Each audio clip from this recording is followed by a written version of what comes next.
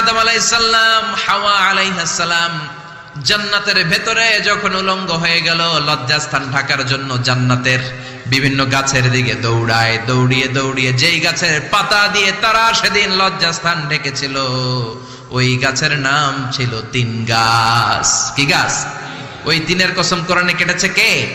সেজন্য আল্লাহ বললেন, ওয়াত-তিনি ওয়াজ-যাইতুনি ওয়া তুরি সিনিনা ওয়া হাযাল বালাদিল আমিন। সুবহানাল্লাহ পড়েন। তিনের কসম, জাইতুনের কসম। জাইতুন মানে জলপাই। আওয়াজ করে বলতে হবে, জাইতুন অর্থ খাইছেন? জলপাইয়ের আচার খাই না আমরা? জাইতুন মানে জলপাই, ইংরেজিতে বলে অলিভ।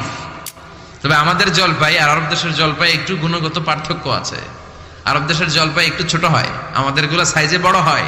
আরব দেশের জলপাই একসাথে অনেকগুলা খাওয়া যায়, আর আমাদের দেশের জলপাই আবার 2-3টার বেশি খাওয়া যায় না, অনেক টক না?